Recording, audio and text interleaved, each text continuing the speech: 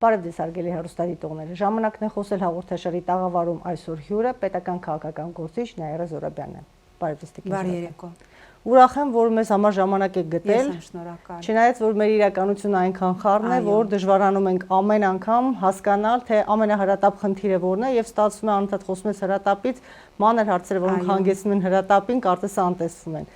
Այսօրվա դրությամբ ուզում եմ նախ եւ առաջ սկսենք մեր զրույցը նրանից, որ դուք երկար ժամանակ եղել եք քաղաքական գործիչ, ազգային ժողովի падգամավոր, հասարակական կազմակերպություն եք ունեցել կամ գուցե նաեւ հիմա աշխատում է այն, այո,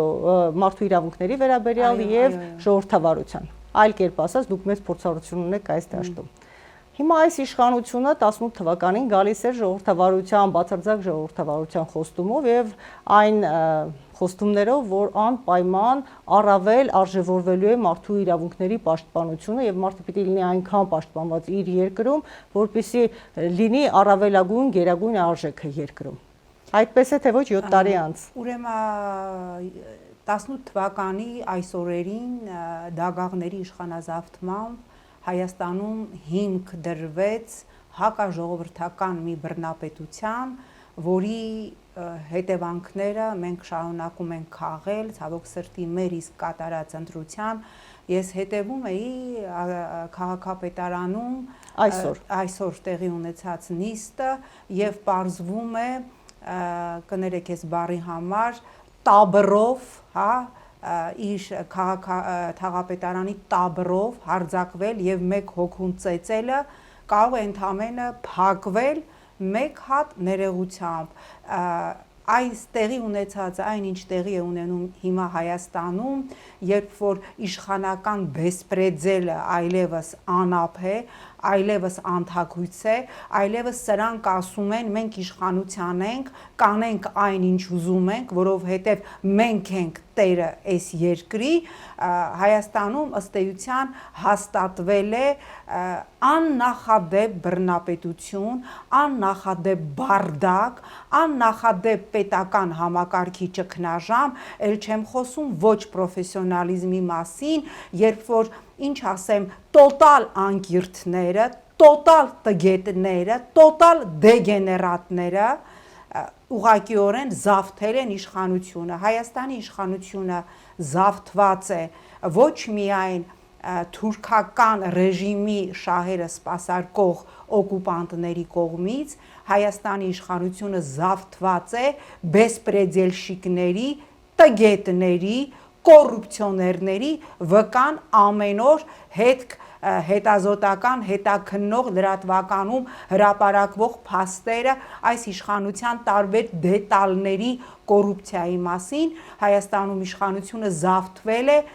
մեր դեմ խաղ չկա խուժանապետության կողմից եւ սա ցավոք սրտի փաստ է։ Տիկին Զոհրաբյան, այսօր թերևս ազգային ժողովի նախագահ ազգային ժողովում հայտարարեց, որ մեղադրանքները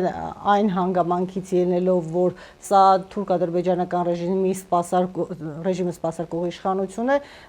չի համապատասխանում, որովհետև Ադրբեջանի նախագահն պարբերաբար դժգոհում է այս իշխանություններից եւ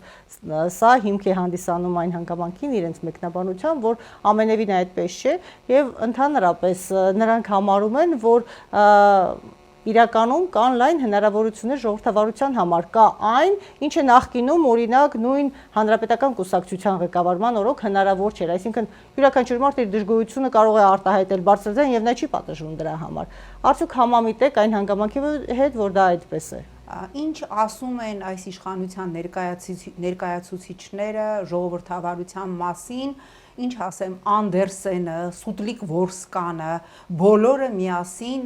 բոլոր հեքիաթասացները միասին գլուխը պատին են տվել։ Ես հիշում եմ, որ ես ինքս падգամավոր էի եւ հանրապետական թողմախի Մհեր Սեթրակյան ընդամենը ասել էր լրագրողի ծնոտդ կջարդեմ, դրանից հետո թե Արմեն Աշոտյանը հանդես եկավ հայտարարությամբ, եւ հիշում եք հարսնակարից հավալի դեպքերից հետո անմիջապես Ռուբեն Հայրապետյանը, որը այդ պահին այնտեղ չէր եղել, մանդատը վայր դրեց, ուստի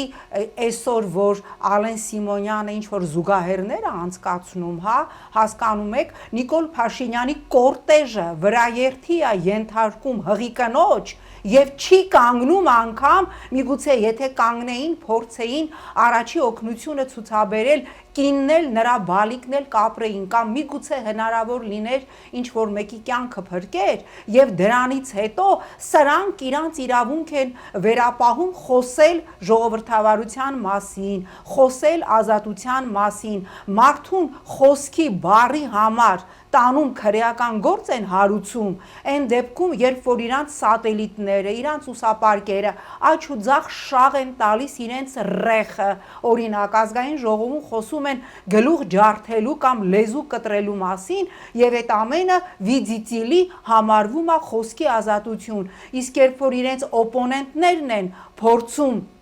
օգտագործել այդ լեքսիկոնի 0.001%-ը դա դառնում է քրեական հանցագործություն եւ դափոններով քրեական գործեր են հարուցված հանրային դեմքերի լրատվամիջոցների հանդեպ, այսինքն իրանց կարելի է մարդու գլուխ ջարդելու, լեզու կտրելու սպառնալիք հնչեցնել, իրենց քաղաքական օպոնենտներին չի կարելի, եթե Ալեն Սիմոնյանը սա է համարում ժողովրդավարություն, որ իրանք իրանց ռեխը ոնց ուզեն շախ կտան, իրանց ուսապարկերը, ում ուզենան կսպառնան, ում վրա ուզենան կթքեն, ում ուզենան մատ ցույց կտան եւ կմնան անպատիժ, ապա ես կարծում եմ հետագայում հայ ժողովրդի այս սև ժամանակահատվածի պատմության պատմագիրները երևի թե վերնագրեն այս ժամանակահատվածը ժողովրդավարություն ըստ Նիկոլի։ Ես ուզում եմ ընդգծել այն պահը, որ շատ տպավորված էինք այն ժամանակ ՀՀԿ-ի իշխանության ավարտական շրջանում, երբ կարծես կար այդ տպավորություն, որ այո, մենք մեծամասնություն ենք եւ կանենք ինչ գտնում ենք ճիշտ, եւ դրա դեմ էր ՔՊԻ եւ Նիկոլ Փաշինյանի դժգոհությունը հենց այդ հանգամանքից։ Իսկ հիմա դուք հիմա փաստորեն ծայրահեղ այլ ավելի շատ անհավանական աստիճանի բարձր։ Դուք պատկերացնում եք նախորդ իշխանության ժամանակ նախագահի կամ վարչապետի կորտեժը ճխլեր հղի կնոջ եւ կանգ չառներ եւ գնար եւ որևէ ափսոսանքի խոսք անգամ չասեր եւ ինչ որ մի հատ թեթև անդրադառնար դրան, ինչ կաներ ընդդիմադիր падգամավոր Նիկոլ Փաշինյանը, կկրծեր ազգային ժողովի ամբիոնը, կգնար ամեն օր կպարկեր այդ հատվածում, որտեղ իր կորտեժը վրաերթի է ենթարկել 9 ամսական հղի կնոջ եւ միջազգային կառույցներին, Հայաստանում հավատարմագրված բոլոր դեսպաններին կասեր տապչանները բերեք, մենք բոլորս այստեղ պարկելու ենք, իսկ այսօր տեսնում ենք, որ իրենց ցանկացած քայլ մնում է անպատիժ, Վայոց ձորի նախկին մասպետի մասնակցությամբ տեղի է ունենում դաժան հաշվեհարդար գնդապետի հանդեպ, որը երկար ժամանակ կոմայի մեջ մնալուց հետո մահանում է եւ ըստ էության հիմնական դերակատարները եւ մասնակիցները պատասխանատվության ենթարկված չեն։ Նոր-նորքի թաղապետը քացիներով հաշվեհարդար է տեսնում ակտիվիստի դեմ, որը հանդգնել է բացահայտել 300 միլիոնի ըստ էության, չխախտելով անմեղության կանխավարկածը թալանը եւ արժանանում է քացիներով ծեծի եւ ընդամենը բավարարվում է ընդամենը ասելով, որ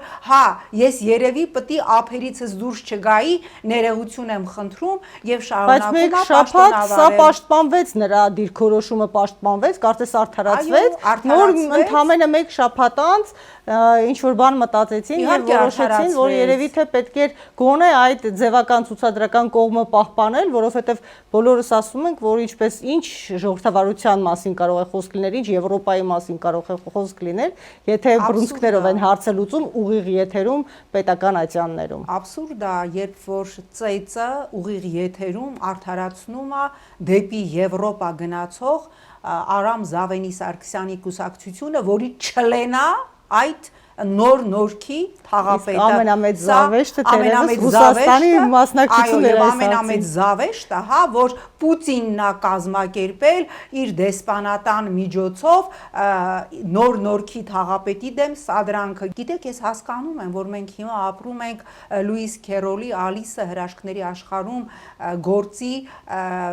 ինչ ասեմ, թեք ծուր հայելիների աշխարհում։ Ես հասկանում եմ, որ մենք ապրում ենք ՅՈՒՆԵՍԿՕ-ի ուտոպիստական ժամանակաշրջանում, բայց այսքան սեփական ժողովրդին դնել անասունի տեղ, որ փորձել բեսպրեդզելը ներկայացնել որպես ժողովրդավարություն, փորձել ծեծը ներկայացնել որպես ժողովրդավարության, ինչ ասեմ, արսենալի գործիք, որպես քաղաքական հետապնդումները ներկայացնել ժողովրդավարության վերջի ճիչ եւ հոտ կուտյուր, գիտեք, չի կարելի այսքան անարգել, այսքան նվաստացնել սեփական ժողովրդին, մի ժողովուրդ, որին 2018 թվականի ահա այս օրերին խաբեցին, մոլորեցրեցին ամենանողկալի մանիպուլյացիաներով եւ ստերով, երբ որ Նիկոլ Փաշինյանը խոսում էր թալանի մասին, մենք տեսնում ենք այսօր իրական թալանը, երբ որ Նիկոլ Փաշինյանը 18 թվականի այս օրերին խոսում էր բեսպրեդզելի մասին, մենք տեսնում ենք իրական բեսպրեդզելը, երիտասարդ հղի կինը ճզմված Նիկոլ Փաշինյանի կորտեժի անիվների տակ, երբ որ Նիկոլ Փաշինյանը խոսում էր, որ քաղաքացին տուգանքի մատերիալ չի, մենք տեսնում ենք այսօր իրական քերթումը քաղաքացու, ամեն օր ինձ ահազանգում են տնտեսվարողներ ասելով, որ ՊԿ այլևս տուգանում է միլիարդավոր դրամներ եւ նպատակը իրենց բնորոշմամբ իրենց բիզնեսները ուղղակիորեն սպանելն է, երբ որ Նիկոլ Փաշինյանը խոսում էր հարկերի եւ անտրամաբանական տուգանքների մասին, մենք տեսնում ենք եւ ասում էր քաղաքացին տուգանքի մատերիալ չէ եւ իրենց կներեք ներքնաշորերը նիկոլական ակտիվիստկաները հանում եւ դրանով փակում էին արագաչափերը, այսօր մենք տեսնում ենք, որ քաղաքացին տոտալ, ամենակատարյալ տուգանքի մատերիալն է, մենք տեսնում ենք այս ահագնացող գնաճը, մենք տեսնում ենք այս,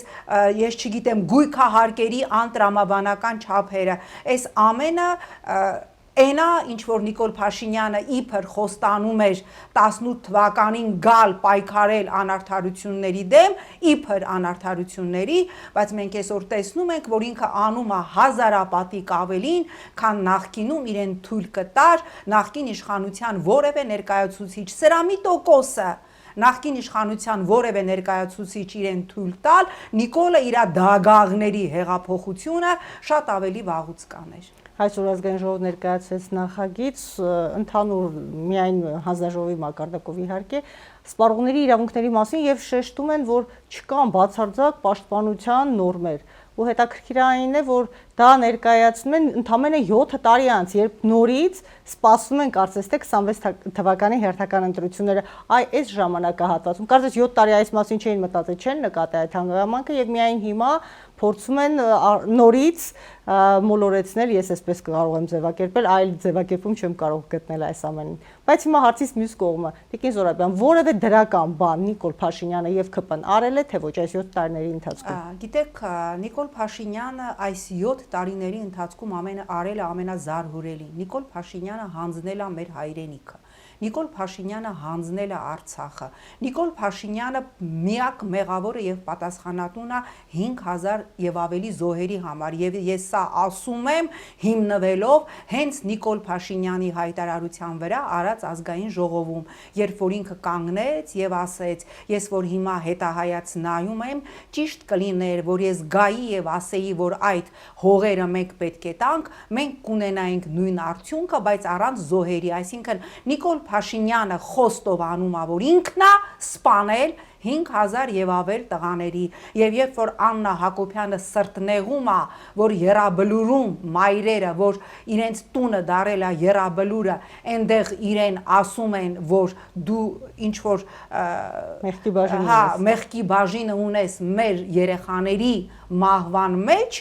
ինքը ինչի է նեղ սրտում, քո ամուսինն է Աննա Հակոբյանը ասել, որ կունենայինք նույն արդյունքը, բայց առանց զոհերի, քո ամուսինն է խոստովանել, որ ինքն է 5000 եւ ավել երեխաների բայրակթարների տակ սպանել, դրել դագաղների մեջ ու տվել ծնողներին, մի մասի դիակներն էլ միջև հիմա չեն կարողանում գտնել, այնքան զարհուրելի է, մորը զանգում ասում են, նույնականացված է, քո որդու մարմինը գտել ենք, մայրը գնում է եւ նրան տալիս են 3 ոտք։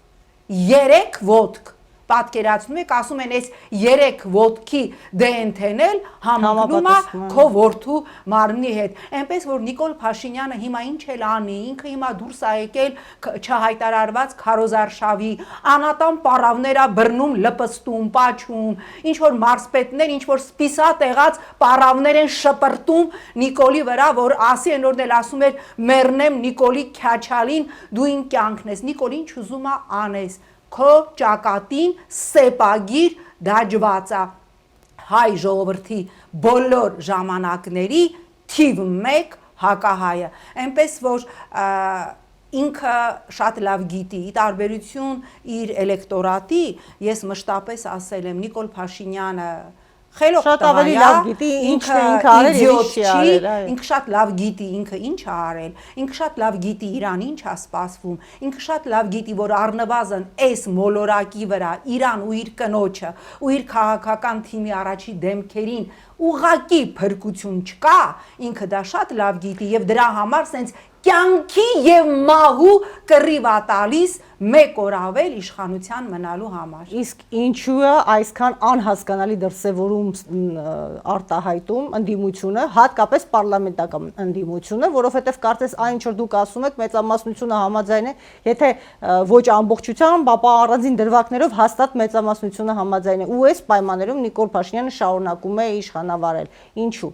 Ինձ համար շոկային էր, անկեղծ եմ ասում, Հայաստան դաշինքի հայտարարությունը, ինչպես նաև բացարձական հասկանալի էր այսօր ազգային ժողովում այդ դաշինքի ղեկավար Սեյրան Օհանյանի հայտարարությունը, որ Նիկոլ Փաշինյանի իմպիչմենտի համար այս պահին իրենք ուրեմն հիմքեր չեն տեսնում։ Գիտեք, սա աբսուրդ է։ Այս մարդիկ եկել են խորհրդարան մեկ օրակարգով հեռացնել Նիկոլ Փաշինյանին։ Մեկ տարի հետո խորհրդարանը այս իր լիազորությունները ավարտում է եւ այս մարդիկ որևէ անգամ խորհրդարանական երկրում չեն օգտագործել խորհրդարանական ընդդիմության ամենակարևոր գործիքներից մեկը իմպիչմենտի գործընթացը եւ երբ որ այդ դաշինքի տարբեր падգամավորներ, օրինակ նրանցից մեկը, ով ինքը 18 թվականին խորհրդարան է եկել Նիկոլ Փաշինյանի համամասնական ցուցակով, հետո 21 թվականին դուրս է եկել եւ անդամակցել է Հայաստան դաշինքին,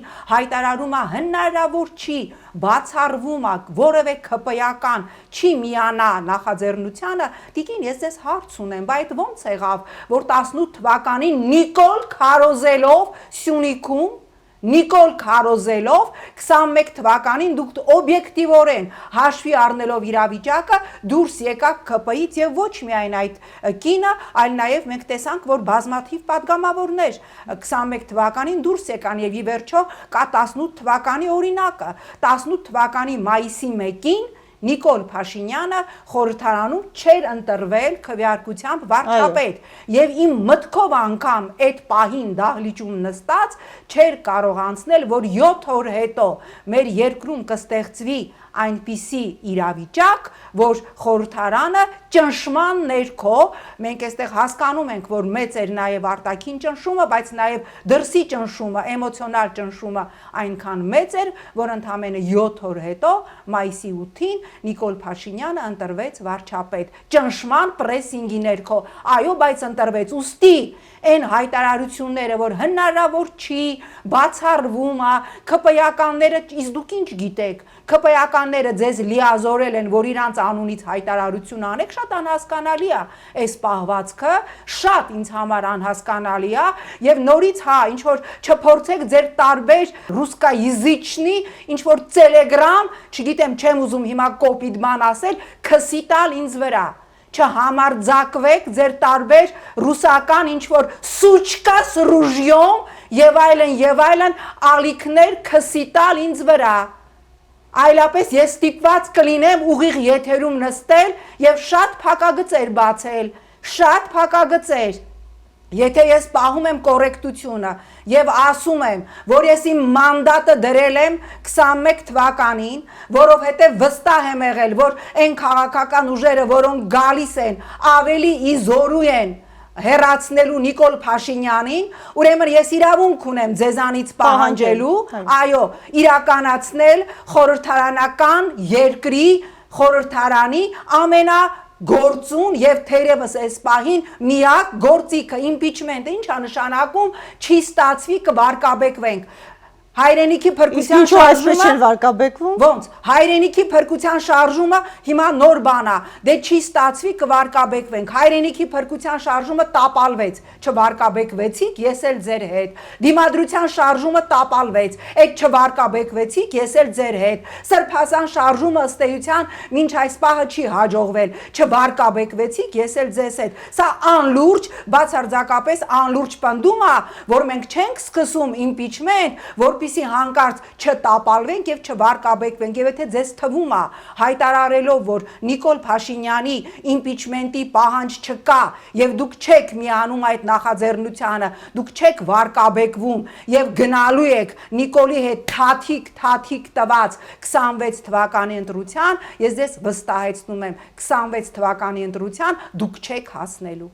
Ընդհանրապես մենք հասնելու ենք երկիրը կհասնի 26 թվականին Իհարկե ոչ, այս իրավիճակով, երբ որ մենք տեսնում ենք, ես այսօր հետևում եմ Ադրբեջանի Միլի Մեջլիսում քննարկումներին, մարդիկ արդեն նախագիծ, օրենսդրական նախագիծ են պատրաստում, որ երբ որ 300,000 ադրբեջանցիներ վերադառնան իրենց պատմական հայրենիքը, ինչպես իրենք են բնութագրում արևմտյան, ուրեմն Ադրբեջան նկատի ունենալով Հայաստանի Հանրապետության սուվերեն տարածքը, մարդիկ հիմա նախագիծ են մշակում մշակութային ինքնավարության, որ իրենք պահանջելու են Հայաստանում Ադրբեջանին տալ մշակութային ինքնավար մարզի ինքնավարության կարգավիճակ եւ իրենք մասնակցելու են 26 թվականի խորհրդարանական ընտրություններին որպես ամենամեծ ազգային փոքրամասնություն ունենալու են իրենց դպրոցները, իրենց թատրոնները, մշակութային ակումբները, Ալիևը հայտարարում է, որ ամեն օր պատերազմի վտանգ կա, քանի Հայաստանը չի կատարել մեր բոլոր պայմանները եւ այսքանից հետո հանգիստ նստել ու մտածել որ դե ոչինչ կգնանք 26 թվականի ընտրության այդ ինչով եք վստահ որ 26 թվականին Նիկոլ Փաշինյանը վարչական ամբողջ ռեսուրսը օգտագործելով չի թողելու ձեզ ունենալ ընդամենը մի 7-8 падգամավոր եթե կռիվը 26 թվականին Նիկոլի համար ձեռնտու ընդդիմություն աշխատելն է եւ դա է պայմանավորվածության գինը, օքեյ, ես բան չունեմ ասելու այլևս։ Ինչ պիտի անենք, որպեսզի կոնսոլիդացիա լինի եւ քաղաքական դաշտում կուսակցական եւ ժողովրդի մեջ, որովհետեւ բոլորը ասում են եւ նստում են, մեծամասնությունը նստում են։ Շատ պարզ, շատ կոնսոլիդացիա գոնե պիտի լինի մեկ հարցում՝ հեռացնել Նիկոլ Փաշինյանին։ Եվ հիմա ես առաջարկում եմ, ես հասկանում եմ, որ երբ որ այդ ձևաթուղթը պիտի ներկայացվի, հա, ստորագրության, այնտեղ պետք է գրված լինի վարչապետի թեկնածու։ Մի անգամից հենց հիմա 3 թեկնածուի անուն տալիս եմ։ Գառնիկ Դանիելյան, Հայ հեղափոխական դաշնակցությունից, Էդգար Ղազարյան, Արման Թաթոյան, դրեք այդ 3-ից որևէ մեկի անունը, ես կարծում եմ տվեցի անուններ, որոնք պիտի որ ընդունելի լինեն ընդդիմադիր խորհրդարանական 2 բևեռների համար եւ որովհետեւ մենք հասկանում ենք, հա, որ մենք ունենք այսօր եզակի հնարավորություններից մեկը Նիկոլ Փաշինյանի ռեժիմը իրավական ճանապարհով ռեժիմին հրաժեշտ տալու համար եւ մեկը չհամարձակվեք ձեր անկարողությունը, ձեր ոչինչ չանելը գցել ժողովրդի գրպանը։ Այսօր ավելի քան երբևէ, ավելի քան որևէ ժամանակ պատերազմից հետո ժողովուրդը պատրաստ է 100,000-ներով դուրս գա փողոց, եթե տեսնի առաջնորդողուշ, եթե տեսնի վճռական ընդդիմություն։ Տվեցի 3 անուն՝ Գառնիկ Դանիելյան, Էդգար Ղազարյան, Արման Թաթոյան, ինչ խնդիր կա։ Արման Թաթոյանի մասին շրջանառում էին խոսակցություններ միառժամանակ առաջ, կարծում եմ այս պահին էլ դեռևս ուժի մեջ է այս կարծիքները, այսուհանդերձ Էդգար Ղազարյանի նկատմամբ կարծում եմ այն, որ նա դարձավ նախաձեռնողը ավելի ակտիվ impeachment-ի գործընթաց սկսելու, շատ քարկոծվեց եւ ստիպված մարդի Ախր ինչու քարկոծվեց։ Դա աբսուրդ է, այսինքն ինչ են ուզում։ Հա, ինչն է խնդիրը։ Այսինքն ինչ մենք ձեզ չասենք impeachment-ի գործընթաց սկսեք, չխանգարենք ձեր կոմֆորտ ջերմոցային վիճակը խորհրդարանում չի լինելու տենց։ Դուք կոմֆորտ չեք մնալու։ Առնվազն մտածում եք այս մի տարին էլ կոմֆորտ նստեք խորհրդարանում, հա, եւ բոլոր նրանց, հա, ի վերջում ինչ կլինի, չի լինելու։ Դուք կոմֆորտ, այն որ ասում է ջերմոցային պայմաններում, ամեն չորեքշաբթի վեկենալ Նիկոլին մի հատ ձեր կարծիքով թույն հարց տալ նստելով չի լինելու։ Թույլ չենք տալու, որ դուք կոմֆորտ նստեք ազգային ժողովում, հետո էլ 26 թվականին Նիկոլի հետ գնաք ընտրության, մի 7-8 падգամավոր ունենաք, Նիկոլի հետ ձեն-ձենի տված իշխանություն ընդդիմություն աշխատեք, չի լինելու։ Մենք երկիր ենք կորցնում, ինձ համար բացարձակապես միևնույնն է, ով կլինի խորհրդարանում հաջորդ, որովհետև ուղղակիորեն Հայաստան չի լինելու, եւ այդ հաջորդ խորհրդարանում, եթե այս տեմպերով գնաց, ցավոք սրտի մենք ունենալու ենք շատ մեծ ադրբեջանական համայնքի խմբակցություն։ Ալեն Սիմոնյանը այսօր եւս հայտարարեց, որ հիբրիդային պատերազմ է։ Լրատվական դաշտում ընդհանրապես ամենուրեք հիբրիդային պատերազմի ձևաչափ է գործում։ Կարծում եք կա նմանատիպ բան թե ոչ, եւ եթե այդպես է, նախկինում էլ իրենք ունեին արտաքին աջակցություն, ինչու իրենց մոտ ստացվեց այս ընդդիմության մոտ եւ ոչ միայն խորհրդարանական, այլև արտախորհրդարանական ընդդիմության մոտ չի ստացվում։ Սա եթե կա աջակցություն դրսից։ Ուրեմն հիբրիդային պատերազմի մաման, պապան, տատմերը, ես չգիտեմ,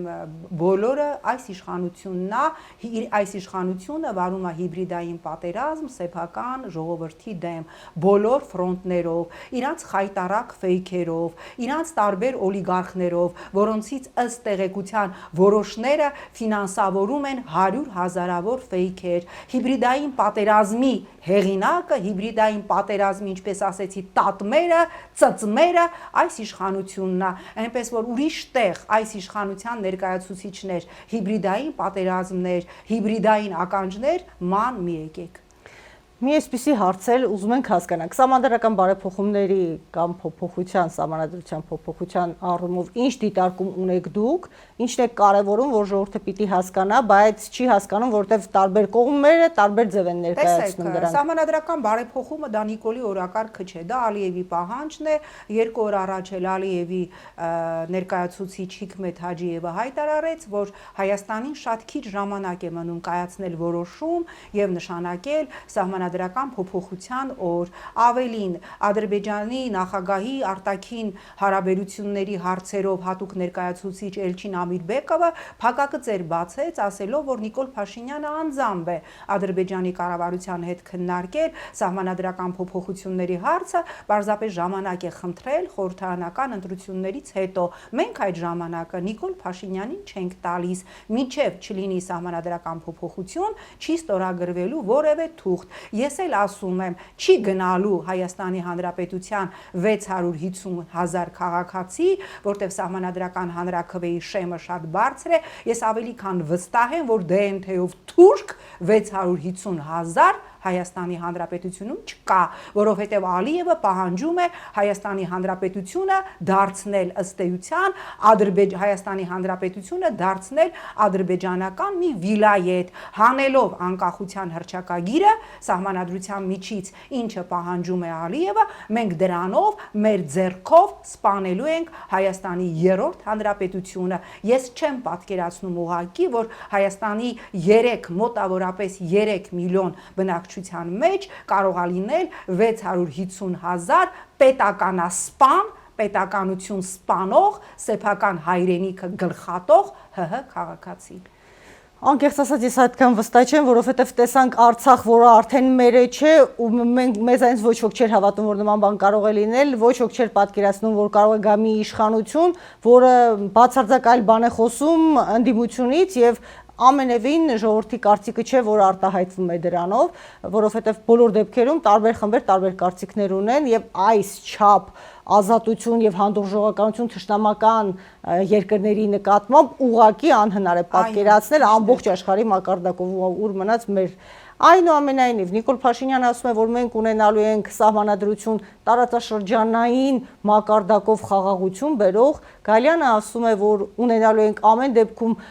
հաշտության համաձայն Ադրբեջանի հետ հաշտության համաձայնագրի խաղաղության պայմանագրի առումով չխանգարող սահմանադրություն եւ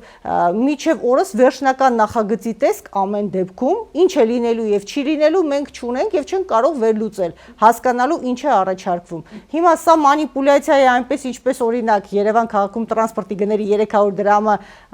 ասելով ժողովրդին, որ միանգամից ընդվզեցին եւ 150-ով փաստացի համաձայնվեցին։ Հիմա արդյոք սա նույն տարբերակով մեխանիզմ չէ, որ չափազանց բարձր բան են ասում, որ գոնե ցածրը անցկացնեն եւ ժողովուրդը միամտվի ու իսկապես ես վստահ չեմ, որ ժողովուրդը չի կարող միամտանալ, որովհետեւ լավ բանի երազանքներ բոլորը ունեն, վերջի հույսը միշտ լավն է։ Տեսեք, այդ կինը արդարադատության նախարարը մի անգամ երևի բլթացրեց բերանից, ասելով, որ ըստ էության հայեցակարգի քննարկումները էական չեն, պետք է նստել տեքստ գրել։ Այսինքն խոստովանեց, որ հայեցակարգը մենք չենք որոշում, Ալիևը իրանց գրել տվել է իրանց բուրը, հա, ասել է պիտի հանեք անկախության հռչակագիրը, սա, եւ իրանք պետքա դա հանձնեն թղթին։ Եվ այսօր մամուլում հրապարակում եղավ, որ 3-4 հոգի, ովքեր այդ սահմանադրական հանձնաժողովի անդամներն են, ստացել են $150,000, իրար մեջ բաժանել են, գնացել են տուն եւ սեղանին այսօր որևէ հայեցակարգ չկա։ Սա կոռուպցիա է, թե կոռուպցիա չի։ Սա թալան է, թե թալան չի։ Նիկոլ Փաշինյանը պարբերաբար իր էջում է դնում պետությանը վերադարձված մի հատ պագրիշ կա, մի հատ ծառ եւ նայում եմ ուրեմն ընդհանուր գումարային առումով իր այսպես ասած թմկահարած թալանից պետությանն է վերադարձվել ընդամենը 1.8 միլիոն $, այն դեպքում, երբ նարկաման Սնուփ Դոգի համերգին մխսվել է չկայացած համերգի համար Սնուփ Դոգին տվել են $6 միլիոն,